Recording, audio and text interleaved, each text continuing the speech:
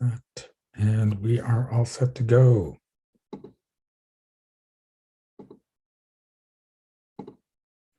All right, welcome to Attract Money and Achieve Success Masterclass. And I'm going to start off with a story. It can change in a moment.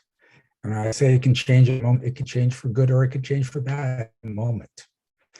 So I used to work in corporate. I worked at a company called Oracle. And at the time I worked there, they were the second largest software company in the world and making more money every year. So while I was working there, I would get raises that were about 25% each year. Ooh, excuse me. Okay. And that's one thing I loved about working at the company. I still had fun at the company. I loved what we were doing. But every year when it came around for raises and I saw that new 25% added to my income, that was like just amazing. And there was one year I was on a company cruise and chatting with some friends. And I told one of my friends, I said, you know what, one thing I love about this company, other than the fact like we're on a cruise right now, is that we get these 25% raises every year. And he looked at me and goes, Shiraz, what are you talking about? And I said, that's what they do. Like they give us the 25%. Sometimes it's a little higher, sometimes it's lower, but on average, it's about 25%.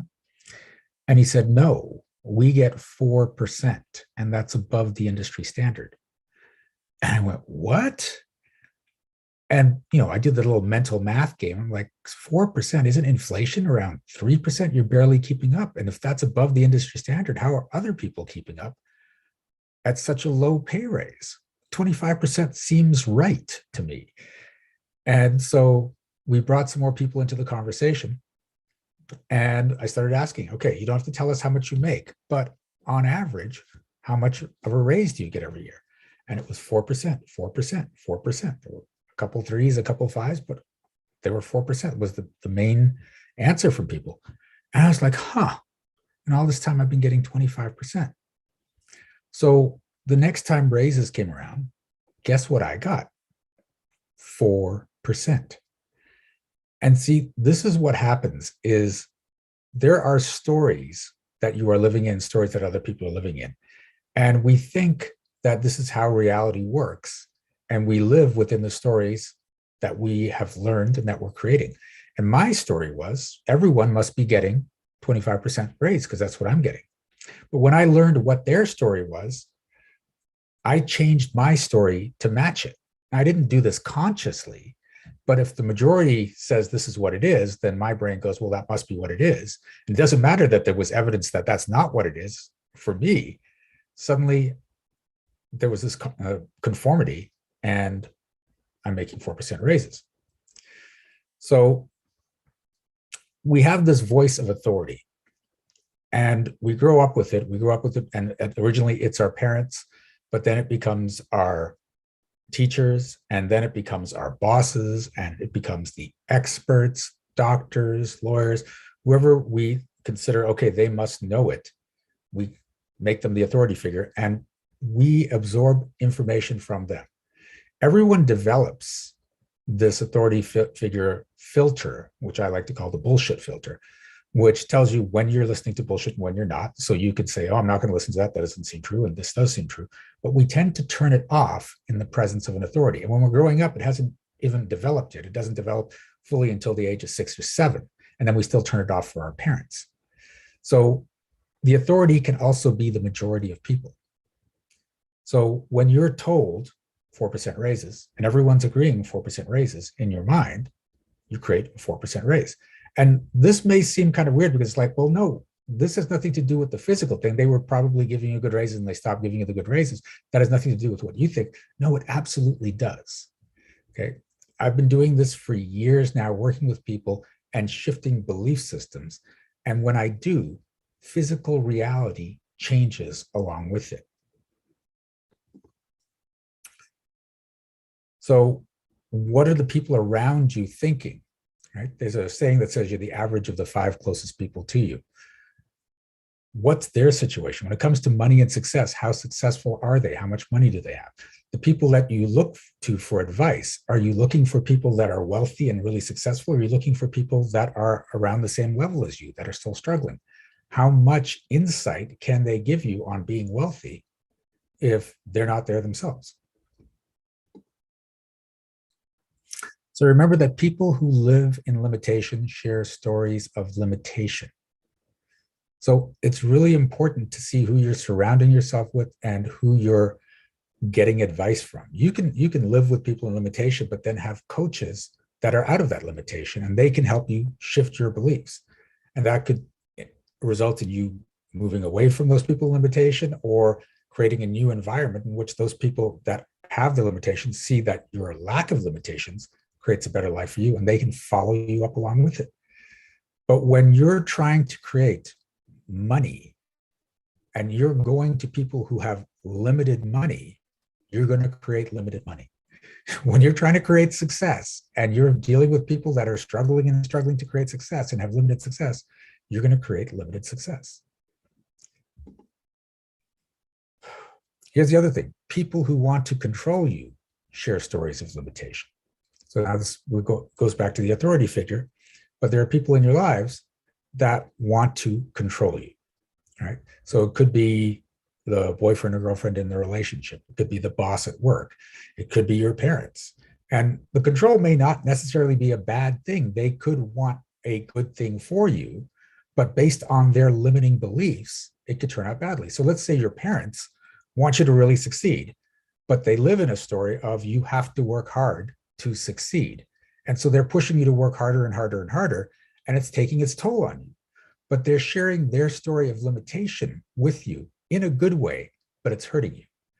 And many people have that story. You have to work hard to succeed. You don't. There are a lot of people that are barely working and succeeding. You have to be willing to work hard to succeed, but that's a whole different story. Right? And I know many people that come to this workshop, they have that story. You have to work hard to succeed. And when I say, no, you don't, there's always a reaction. What do you mean I don't? Of course you have to work hard. How are you supposed to succeed? You can't succeed if you're lying on the couch all day. You can't succeed if you're playing video games all day. I'm like, but the whole point with working hard to succeed is there's an implied always. Right? Today, I'm working hard to succeed. I'm working from 9 a.m. to 11 p.m. I'm working hard, right? And I'm willing to work hard. But on the weekend, not this one past because I worked hard on this weekend, but the weekend coming up, I'm going to sit on my ass. I'm going to do nothing. I'm going to enjoy myself. And I guarantee you that money will still show up in my bank account because of the way I've engineered my life. So I'm willing to work my ass off. I'm willing to not do any work, and I'm willing to do everything in between. And that's what causes money and success to flow for me. Most people don't do that. Okay. And remember, if you're hanging out with people that are telling you this is how it has to be, this is what you should do, should is often attached to judgment, right? So you have to watch when people are shooting all over you and see what the actual truth of the matter is. There are so many limitations that are brought down generation after generation, and you're being exposed to them. And when you start to realize the cliches of your family, the cliches of your friends, and look and see if that's a story of limitation, then you want to step out of that story. Like the world is my oyster is a good story because you're finding pearls, right? 2 steps forward, 1 step back, that can happen. But if you're in that story, you'll cause it to happen. Okay. And here's the last one. People who want to keep you safe share stories of limitations. So going back to the parents, if the parents are worried about what's going to happen to you at school, be safe out there, right? And I remember my father was just such a direct story in that he was backing his van out of the garage one day and he wasn't paying attention and he snapped off the side mirror. And so after that, he was always worried about snapping off the side mirror. And when anyone asked to borrow the van, he would look at them and say, be careful, don't snap out the side mirror, just be aware when you back out of the driveway or the garage. And I would laugh at that. I said, but that happened to you. That was your story. Why are you trying to put it on everyone else? And he was trying to keep the person safe. He was trying to keep the van safe, but he was also trying to justify the feeling of whatever it was, incompetence, shame, guilt for what he did, and taking that limitation and those stories and putting it on other people. In his mind, he was doing what's best. He was trying to help. but all he was doing was instilling fear and creating limitation. How often do you see that happening? We're taught, make sure your kids are safe. It seems logical. Why wouldn't I want my kids to be safe? But when you get someone into a story of safety, when you're in a story of safety, in order to justify that story of safety, you have to create things to be safe from, right? So if you're worried about losing money and you want to make sure your money is safe, you will automatically attract people trying to take away your money. You will attract bad business deals. You will attract things that happen so that you can say, look, see, I have to keep my money safe, and justify the story you're in. Right?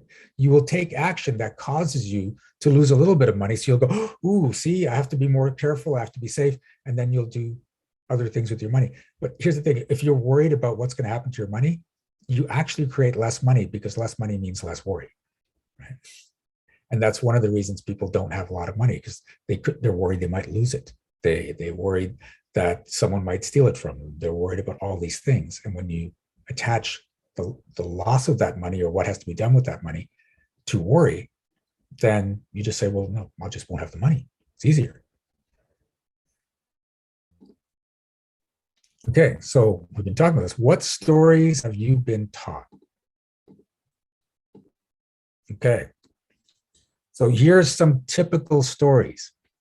And I want you to throw a yes or a Y in the chat if you have ever said one of these, thought one of these, or this is a story that's floating around in your life with the people you know.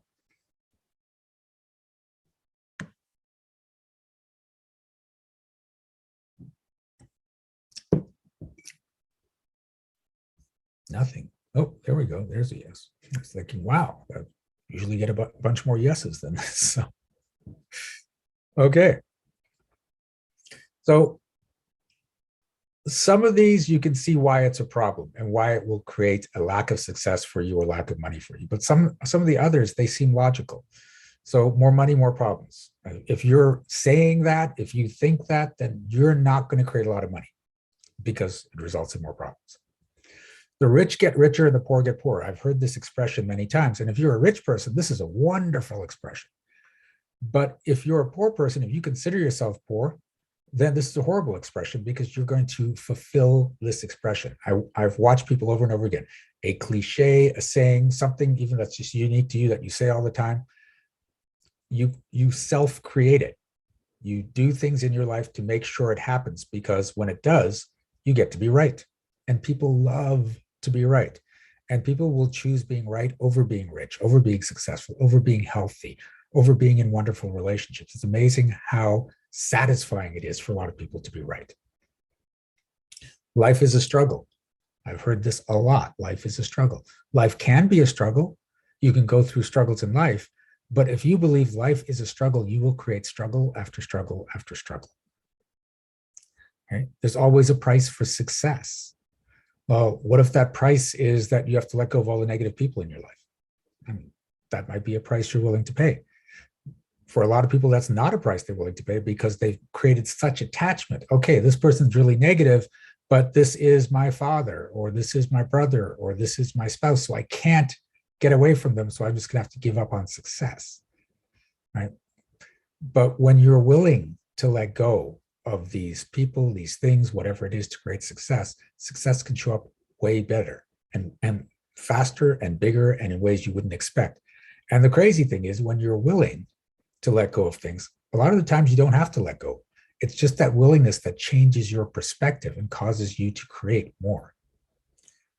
Now, this next one is a big one, especially right now. It's unfair for some to have so much while others struggle. Okay. This seems like, well, it is. That's unjust. There's these billionaires that are profiting over all these people while they're struggling.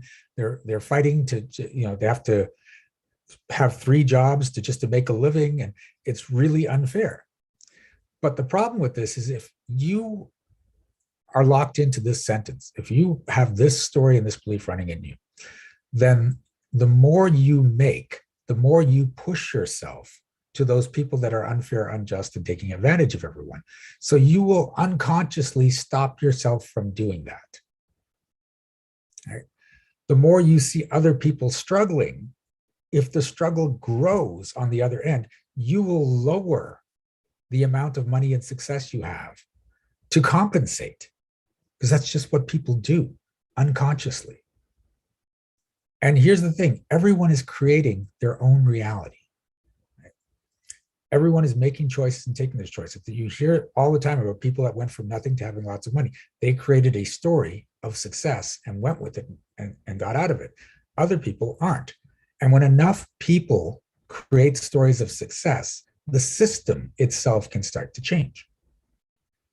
But as long as you're locked into, well, this is really unfair, and especially if it hits you big and emotional, then you're not going to create big success. You're not going to create a lot of money. Money is evil too. A lot of people have that belief. Money is the root of all evil, which is actually a misquote. It's the love of money is the root of all evil, which is saying that if you love money above all else, then you're starting to become evil. There's nothing wrong with having money. And the last one, family first. Okay, this sounds like, well, why wouldn't you put family first? Well, if your family is in struggle, if your family is all about limitation and you're putting family first, what have you just done? You just locked yourself into limitation, right? The truth is, it's got to be you first. You can have a bunch of people second and third and fourth, but you have to put yourself first. It's just like when you're on the airplane and the oxygen masks drop and you've got a little kid next to you, you put the mask on yourself first and then on the kid. If you're putting your family ahead of you, you're putting your family ahead of your success, you're putting your family ahead of your happiness, you're putting your family ahead of your wealth. And a lot of families are filled with limitation. So you're putting their limitations ahead of your goals. What is the love of money? That's just where pursuit of money for the sake of money becomes your priority and nothing else.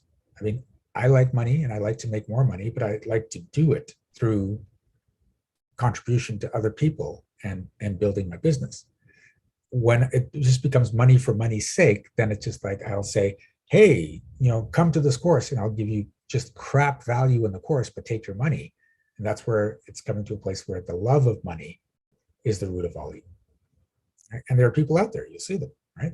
But then there's other people that are the exact opposite. And it's like, it's got to be only about giving the value and not about the money. I have to be willing to let go of all the money just to give the value. It's not an either or, right? And so many people think it's an either or, and especially in the spiritual realm, right? And I know a lot of spiritual people. I've actually got a summit coming up in 3 weeks called the Wealthy Healer Summit to help healers make more money and get out of these beliefs and give them the tools to do it. And that's the reason I created the summit, because I see a lot of people, whether they're energy healers, whether they're coaches, whether they're physiotherapists, grief counselors, anyone helping someone to recover and heal from a physical or mental or spiritual episode, a lot of them aren't making the money they should be. And it's because they're stuck in these stories, or they just have a lack of knowledge of how to make money. So we've created that summit to fulfill that gap, to fill that gap and get people making a lot of money. So I'm looking forward to that. Now, here's the thing. Even if your family is rich and doesn't have limits, you still want to put yourself first, right? But now if that's what your family's like, you're in an environment of success and wealth. So that's just going to add to it. But don't think putting yourself first is selfish. I mean, technically it is, you're putting yourself first, but when you're taking care of yourself first, you're in the best position then to help other people when they need it. If you're putting everyone else first, you usually end up tired, sick, and poor. So make sure you take care of you first. On a scale of 1 to 100, you got to be 100. The next person may be 99, but you have to be at that 100 level. Okay. And here's the big thing. You only think you have a money problem, right? Most people do not have money problems. They have money solutions. So what do I mean by that? I mean that the lack of money is the solution to another problem. So how do I make sure people don't get jealous of me? Don't be successful. Don't be wealthy. People aren't going to get jealous of you.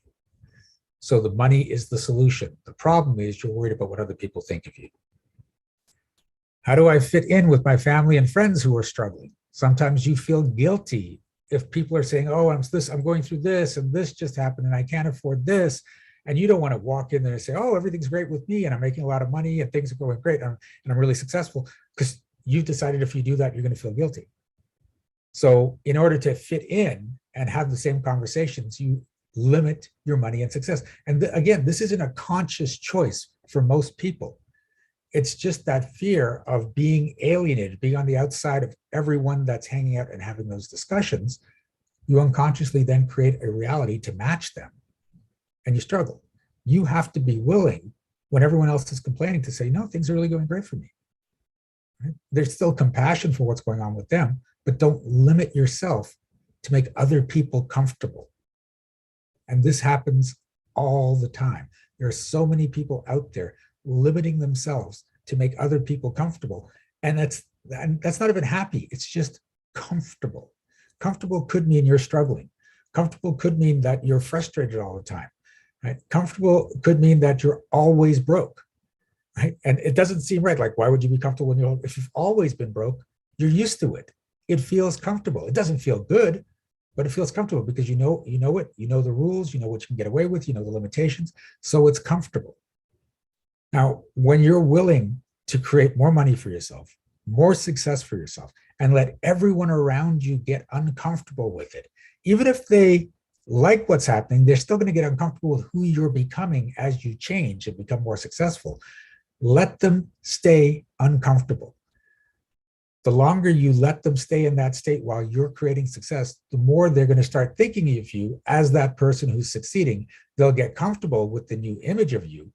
And now, because they're used to you succeeding, that's actually working for you, because everyone's like, oh, wow, you're a successful person. You're making a lot of money. That's just who you are. And they're going to echo that story back to you, which is going to strengthen your story. But you have to go through that period of discomfort, not just for them, but for you. Right? People get uncomfortable when they start to succeed, when they start to make money. The proof of that, 90% of the people that win the lottery lose the money again, because they're not comfortable having that much money. They don't do it on purpose. You'll talk to a whole bunch of them and they'll say, well, yeah, I got crazy spending the money, but then I started taking the right steps. But then my money manager left with all the money, or I invested in this thing I thought was surefire and it just tanked.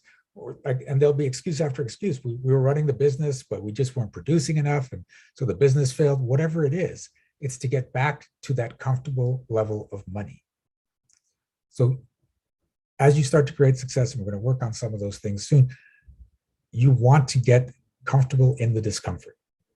Right? Eventually, what you're going to do is you're going to go up a bit, feel uncomfortable, let that settle and be comfortable, go up a little bit more, feel uncomfortable, let that settle, go up a little more, feel uncomfortable, let that settle. And eventually, the comfort level will be the continual progression moving up. You'll feel uncomfortable if you stop and start to stagnate. And then that's when you know you're just there, because it's not like it feels like a lot of work. It just feels like that's who you are and that's what you need to be doing.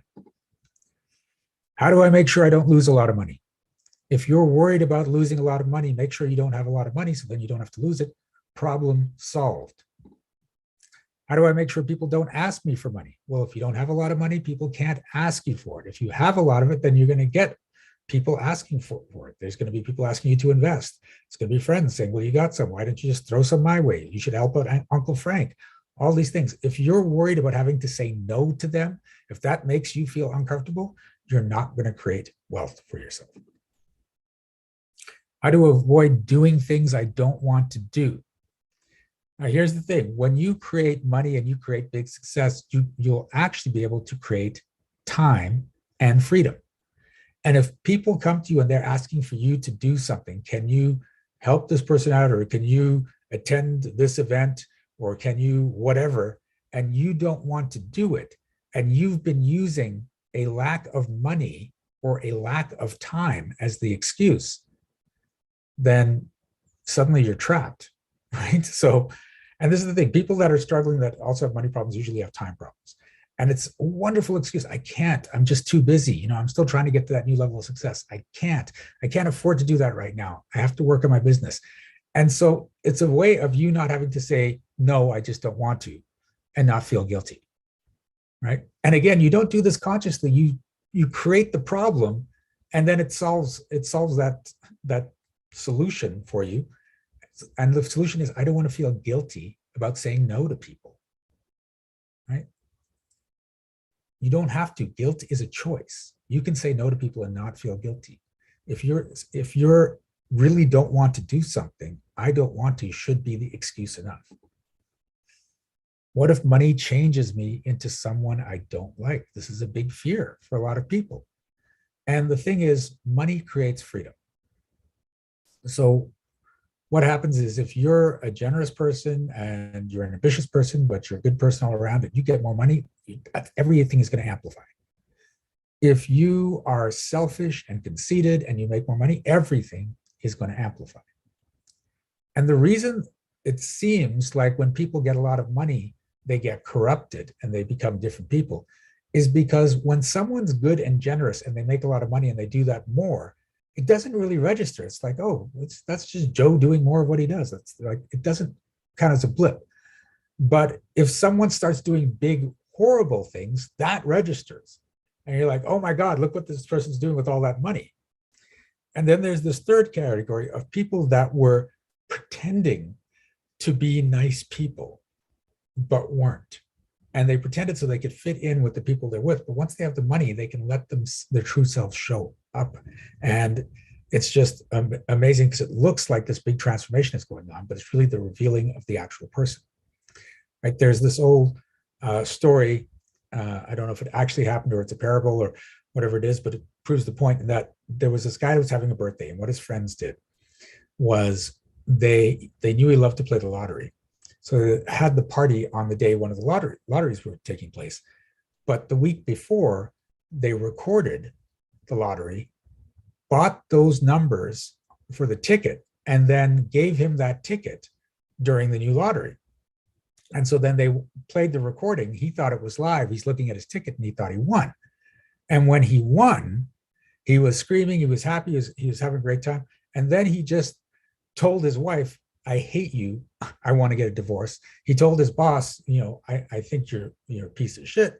I don't want to work from you. I quit. He told a bunch of his friends what he really thought of them. And he said, I'm just taking my money. I'm getting out of here. Meanwhile, he hadn't won anything.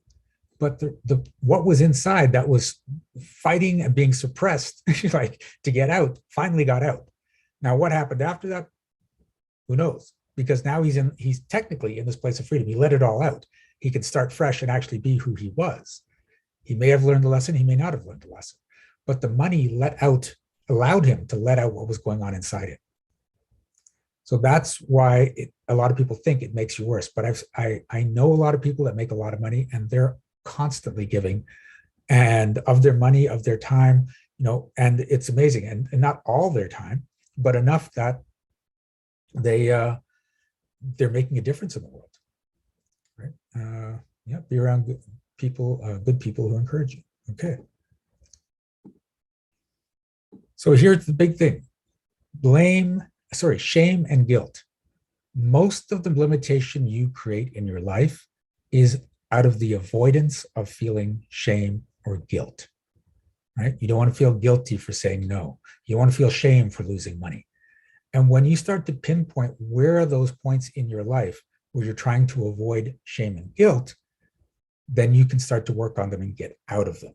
So let's say you want to have a career as a speaker, but you find out that, okay, I can't get the speaking gigs I want, or I got the time mixed up and I missed a gig, or I got sick the day I was supposed to be speaking. Part of you doesn't want to speak. And when you start looking at why does part of me not want to speak, it's because what if I get up there and I bomb? What if they go, who is this person? They don't know anything.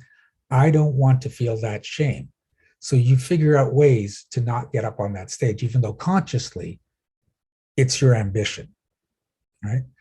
What if you've got a sibling and you don't want to outshine them? You'll feel guilty if you're way more successful than your sibling. Then you'll make sure you don't create success so you don't feel guilt. So I want you to really get introspective on this, and where you're having those money blocks, where you're having those success blocks, think about if you got past it, what are the things you don't want to happen, right? A lot of times when people are trying to create money and success, and I said, well, what if you got it? They said, it'll be great as long as. And as long as is what's keeping you. from having the money and the success. As long as people don't look at me differently, as long as people don't ask for my money, as long as I can keep all my friends, as long as whatever it is, right? That's what's actually keeping you stuck. So here's how you create your life. You have a belief, and that belief creates the intention. So the belief is, let's say, if I make a lot of money, people are always going to ask me for it. So the intention is, okay, I got to make sure people don't ask me for it. So the action is make sure you don't make so much money that people ask you for it. The result is there's that relief. Oh, people aren't asking me for it. This works. And then the reward is that, again, is that relief. It's like, because the result is people don't ask. The reward is, okay, that feels great. And then you just go through the cycle. Now, you change the belief and say, people are going to ask me, but I'm going to be able to say no and enjoy the money. Then the intention is I can still make money. The action is to make money. The result is you make money, and then you feel great for having the money. Now, that doesn't make you a bad person, but the belief is I can say no when I want to, whereas the other belief implies that you can't say no, because when people ask me for money, I'm going to feel guilty. That means I can't say no. So you have to figure out a way to avoid saying no. And you can create this cycle to help you or to hinder you. It's going to work every single time. And keep in mind that you are addicted to your current reality. So on top of all this, there is a chemical addiction. Whenever a story plays out, you get to be right. And whenever you're right, your brain hits you with dopamine, which is a feel-good drug. So the story plays out, consciously, you're like, oh my God, it happened again. I didn't succeed again. I didn't make the money I want. But the story is, oh, okay, thank God I didn't do that. Let's hit me with some dopamine. And you create a chemical addiction to the current story you're in for your money situation, your success situation, your relationship situation, whatever it is. You're also addicted neurologically because every time a story happens, you grow neurons in your brain and store the information. So each incident is a stream of consciousness that says, this is the way reality works for me. This is what always happens. And the brain likes to be organized. So it takes the simpler neurons and groups them together. So now you've got this river of consciousness. So you're thinking about it more, you're reacting to it more, you're remembering past incidents more, you're projecting into the future that it's going to happen again more. And these are physical neurons in your brain, which you need to start breaking up and dissolving. And that's what we're going to start to do in just a couple minutes. You're subconsciously addicted because now you're acting from the story. So in a situation like, let's say the story is whenever I'm trying to grow my business, one of my partners screws things up and we have to start from scratch. So then if you're faced with people to choose as a partner, you will unconsciously say, hey, I want to work with this one, which is the one that's going to screw things up for you. And you're not going to want to work with the one that makes things go well because it doesn't match your story. And then you do that, your business gets screwed up, you have to start from scratch. You still won't go to that other guy. You'll find more people to choose from, find the one that screws up, and repeat the process. And the law of attraction states that whatever you're focused on, you attract or you create. So when you're looking for those business partners to screw you up, you don't have to go looking for them. A lot of them are just going to show up. They're going to send you emails. They're going to get you on the phone. You're going to meet them at a networking event or at a party. And you're going to think, oh my God, this is the person I need. You'll repeat the process, start from scratch, and go around the loop again. So it's time to clean the slate. It's time to start removing all those beliefs. But how do you do it? Okay, we're going to do it right now for a couple of you. So what I'm going to do is I'm going to have a conversation with you guys. And when I talk to you, I can tell when your conscious beliefs match your unconscious beliefs. So I know whenever you're lying. And I don't care if you're lying to me. I care if you're lying to you. So I may be talking to Gail, and Gail's going to, and I'd say, Gail, what's the problem? She goes, I'd like to earn more money. And I say, okay, that's not actually coming up true, Gail. Let's find out why you don't want to earn more money. And it could be that Gail has a belief that she's not allowed to make more money than her dad. Right? My dad worked so hard, he struggled, he never made that much money. And if I just make money, I think I'll feel bad about it. I'll feel guilty that I'm outdoing my dad in such a big way. So, okay. And so that's the belief. And that's the belief that's been keeping Gail stuck. So when we find out that that belief is there, I'm going to ask Gail, are you willing to destroy the belief that you have to make sure you make less than your dad? And if Gail says yes, and she means it, the belief is going to get snuffed out in that moment. We're going to destroy a bunch of neurons. Now, we may destroy some key neurons that just breaks the whole belief apart, and then everything changes for Gail. Or we may break apart some of the neurons that causes a shift for Gail, and things will start to change in it, but the overall belief is still there, so we still need to work on it more later, right? Because we're just dissolving neurons at this point. And so when that happens, though, whether it's a big change or a small change, there's going to be a shift in energy because everything is energy. And changing that physical thing to energy, that's a shift in energy. So when that happens, I tend to yawn and cough. So that's going to happen for the next little while. For you, I don't know what's going to happen with some of the people here. I know some people and how they react to energy shifts, but you may yawn, you may cough, you may burp, you may get hot, you may get cold, you may feel a little muscle twitches, you may feel a little lightheaded. Most people feel sort of energy in their chests and feel it going out. If it's a deep emotional belief we've dug up and let go, you may feel nausea. We just had that in one of the sessions earlier today. So be prepared for that. Now, the cool thing is if I'm working on Gail, and then Azra says, oh my God, I have that same belief. Then when I say, Gail, are you willing to destroy that belief? Azra can say yes, and it will shift for Azra too. So even though I'm only working on a couple of people, everyone on the call can benefit from this. Okay, and it doesn't have to be exact. So for Gail, it could be, I can't make more money than my father. For Azra, it could be, can't make more money than my mother. Azra could just do that little mental substitution. It'll work. Okay. And if you hear me say, ow, it's because you're in resistance to what we're talking about. You're saying, okay, no, I like that belief. I need that belief. That belief defines me. I'm not going to let you change it. And those are the beliefs that tend to create the most limitation. So we're going to see if we can shift those out of the way. And I think that's it. We are recording this.